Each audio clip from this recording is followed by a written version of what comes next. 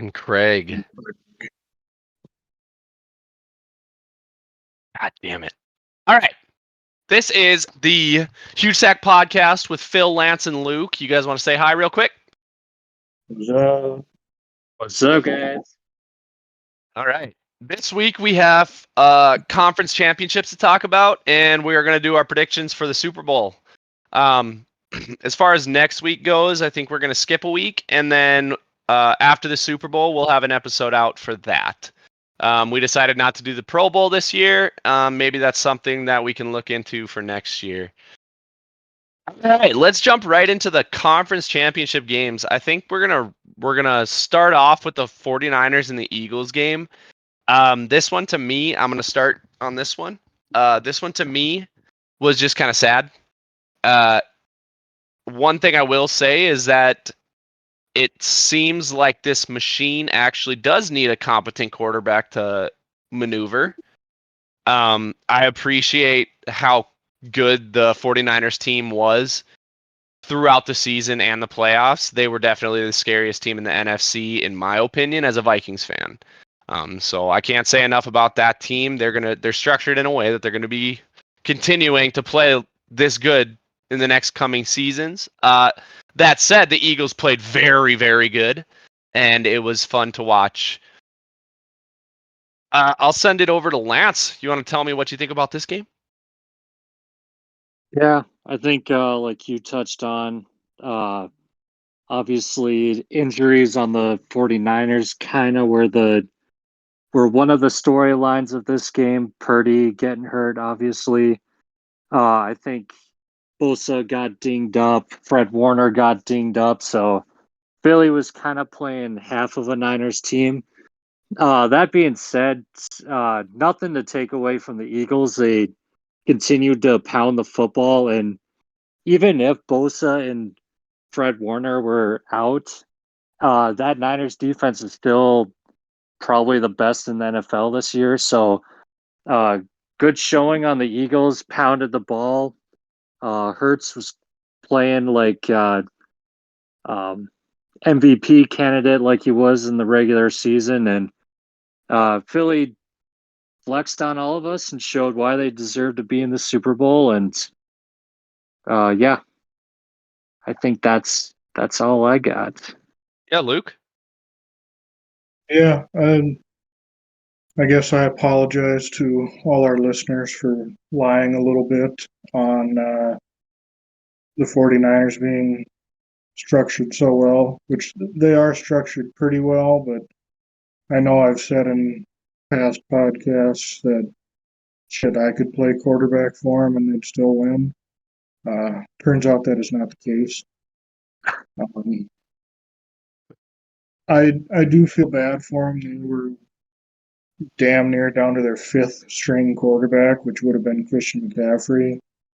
Um, but like you said, the Eagles are doing what the Eagles have done this whole year, just about, and taking nothing away from them. I do got to say, I got to give real props to that Brock Purdy coming in as a third string partway through the season and doing a hell of a job. And even when he got injured, and then the fourth string guy got hurt again, even though he really couldn't throw the ball, he went back in just so they could have a quarterback, and that it's a lot of resilience. It's a lot of good stuff for him. Respectable. Yeah, I think we kind of capitalized on everything we needed to here. The Eagles took advantage of their missing pieces, and we're gonna see them in 2 weeks, right? Yeah, So I guess one last thing on the Eagles. Hate to double dip, but yeah, Eagles just seemed like they took advantage of their bye and got everybody back healthy, and they almost look better than they did in the regular season. yeah. All right. If you guys are good on that, I think we can swing over to the AFC Championship here. We got the Bengals and the Chiefs. I want to start off with Lance on this one. Yeah, tough, tough afternoon, night for my guy, Mr. Burrow. Um, I know kind of all the talk after this game was all the penalties, which I will just say that watching that fourth quarter there was a little bit of some BS that I was feeling like every single penalty was going the Bengals' way. Aside from all that, I mean, Burrow was harassed the whole game. They kind of couldn't get anything going until the second half. Um, Kind of going down the stat line, I mean, Higgins 80 yards and Chase 75 yards. Kind of quiet nights for those guys to put up a decent games. But I mean, you could just tell that the Chiefs just wanted this one. I mean, uh, Mahomes, they were kind of playing it off all week, like he's not that hurt. He's not that hurt. It looked like he was pretty dinged up. He wasn't moving around like he usually did, but you could just tell that Mahomes was not going to sit out that game, and he gave everything he had. Marquez Valdez Scantling just was cooking Eli Apple for the whole game, and he gets 100 yards and a touchdown, and Kelsey does his thing, and yeah, you could tell that the Chiefs got that extra fuel from all week hearing about how they've never beaten Burrow, and Burrow came in last year and beat them, and Arrowhead should be renamed Burrowhead. Just all added fuel to the fire, and Chiefs just showed that they're still the Chiefs, and Mahomes is still I mean, really, he's still the king of the AFC. He's the only. We talked about kind of the big three: Mahomes, Josh Allen, and Burrow. Mahomes is the only one that has the Super Bowls, and yeah, the Chiefs just showed that there's still a problem. Uh, Mahomes is still king, and they're head back to the Super Bowl. Yeah. That was an excellent job, Lance. You touched on basically every point I wanted to touch on. There's one thing that I wanted to say about this game that I guess my opinion on this. And it is that, well, first of all, let's talk about this Bengals team. I gotta always do this. Fantastic team. Obviously, they were our AFC representatives for the Super Bowl last year, and they came damn close to getting there again this year. They are not going anywhere. They're just like the Bills and the Chiefs. They're all going to be sticking around for a while. So um, they definitely deserve to be in this position in this conference championship game. With that, I will say, after analyzing this game and last week's game, I really think that the snow helped the Bengals win against the Bills. And I think that it was the only reason I say that is because they looked very good there in the trenches. Their offensive line was very, very good against the Bills. And that, I believe, is because the Bills weren't getting enough traction on their defensive line. And then they came into this game, and what did he get sacked 5 times? So I guess that's my only opinion. I think that the snow actually benefited the Bengals in that game, and I think that if it wasn't, I'm not going to go there, but if it wasn't snowing or had snow on the field that week, I think that that game would have been closer. I'm not going to say that it would have been different, but it would have been closer. Oh yeah, would have been closer. So, Luke, you got anything to say on this game?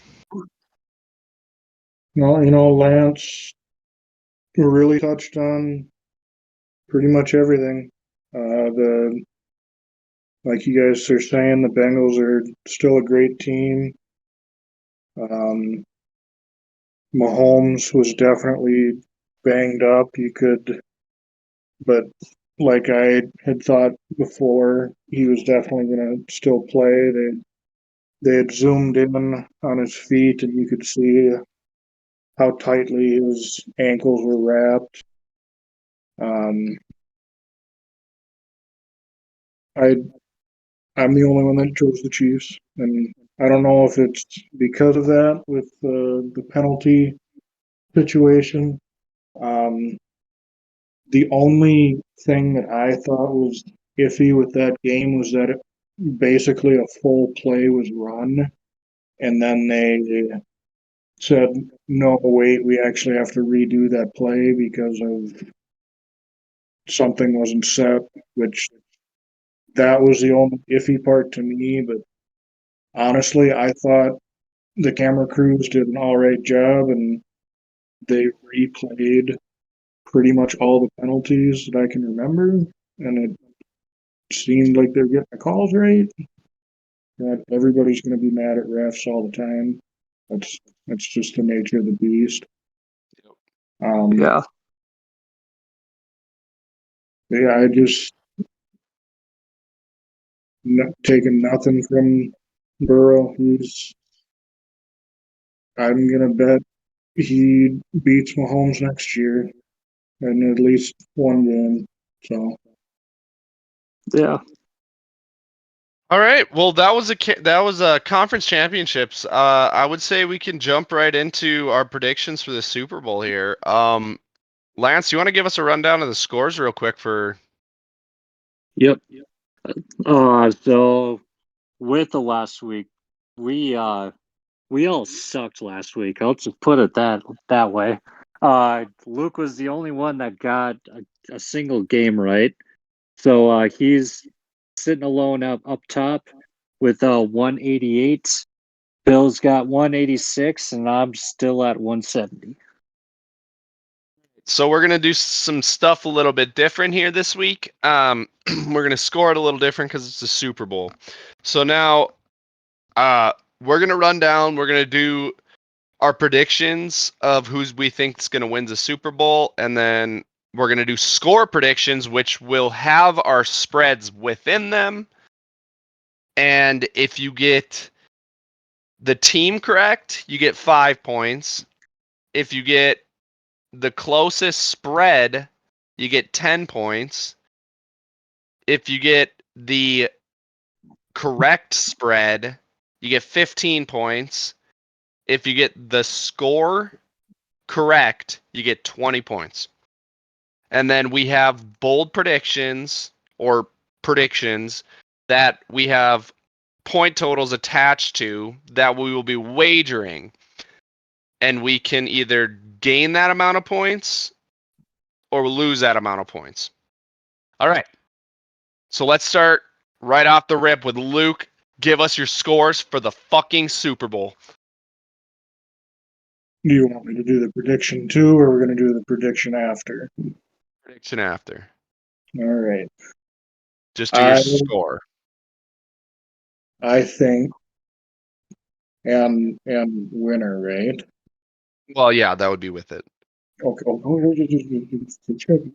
Hold on.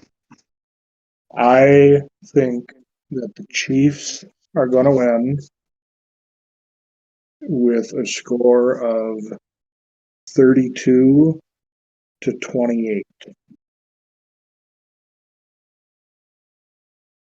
So a 4-point spread. All right. I think the Chiefs are going to win with a score of 35-27. Lance? All right. You guys put me in an interesting spot on the spread, but we'll wing this. All right. So I guess we're all on the Chiefs. I'm taking the Kansas City Chiefs as well. So I'm gonna go 34-28. So 6-point spread. All right. All right. Let's run down through. We already predetermined what our prediction or our bold predictions would be, and I'd say we can just go in the same order. Luke, do you want to hit us with what your bold prediction is and the points it will be worth? Yeah. We determined that my prediction will be worth 6 points that I can potentially earn or potentially lose here. Even though I'm predicting the Chiefs to win, I think that Jalen Hurts will rush for 50 plus yards. There it is. Lance, you want to hit a... You know what? I'm going to do mine, and then we're going to do Lance's. I am predicting that Patrick Mahomes will throw for 350 plus yards. And we decided that that was worth 6 points. Lance, do you want to let us know what yours is? Of course I can. All right. Well, Lance has been in the cellar most of the year, so I gotta go big or go home. So we determined this will be for a whopping 20 points. Travis Kelce is gonna have himself a night. 100 plus yards, 2 touchdowns, and Travis Kelce is gonna be your Super Bowl MVP. You heard it here first, folks. Probably not, actually. I bet you a lot of people are predicting similar things. Hell yeah. Oh, you heard it here first. That is Lance's prediction. That's all me. Damn right. Damn right. You fuck. That's right. They're going to say it next week. All right. How do you guys want to end this one? This is our last one for 2 weeks here. I would say, Lance, Hey. you want to give us a... I'll give something real quick. Yep. If you guys haven't been listening for too long, or you picked us up halfway through the season, wherever, you got an extra week. Go ahead, listen back, see some of the things we've talked about with the Chiefs and the Eagles. See if you agree with our predictions or not. Maybe hit us up on the Instagram page. Yeah, let us know what you guys think. We really want to hear from you guys. Lance, I would say, I know it's a short last week, but you can give us a quick Lance's Corner of things that are going on outside of these games too, if you want. Just a quick little thing that, and then we'll dive into that stuff after the Super Bowl. But you can just give us a little snippet. Some little snippets for off season. Yep, in Lance's Corner. Let's do it. All right. Kind of on a wing here, but there's a few things I can hit on. Obviously, some coaches moving around. We got a new coach in Carolina with Frank Reich. We got a new coach in Houston. Just announced yesterday, DeMeco Ryans, formerly the defensive coordinator for the Niners, should be. He's returning home, former player there, so shout out to him. The other ones are getting a little bit interesting. The Indianapolis got a few coaching decisions to make, but Jim Irsay just loves that Jeff Saturday down there, so that'll be really interesting to see how that all unfolds. Today, massive news. Tom Brady announces his retirement. We shall hold our breaths until the first kickoff of next year to see if that is still going to take place, because you know what happened last year. Brady was fingers. He was in retirement for about a week, 20 days, and then came right back. So we're just right now, Tom Brady is retired. That's all you need to know. So we don't have to get too carried away on it. Still some draft stuff, and it's feels like I'm missing something, boys. We'll catch that. That's right, might be dude. missing something. Oh, dude. Oh, you're right. Fucking Broncos have a new head coach. Let's go. Sean Hell yeah. Payton, get ready for our next year. Sean Payton is coming to Denver. He's going to start getting Russ back to his cooking. Get ready for it. It's go time. Let's go, Let's dude. That's ride. actually big, dude. That's huge. All right. Well, that was Lance's corner. We will dive more into that stuff after the Super Bowl here. But have a good 2 weeks, and I agree with Luke. Make sure you guys are going back. Listen to what we said about these teams before, and listen to what we said about your team, and give us your opinions, even if they are different than ours and contradict everything we say. We want to hear what you guys have to say. But yeah, make sure you guys follow us on Instagram. Make sure you guys like and subscribe to the YouTube, and leave a comment down below. And I guess we'll see you in 2 weeks. Send her off, boys. It's been a fun year, everybody. I'll just get one last let's ride.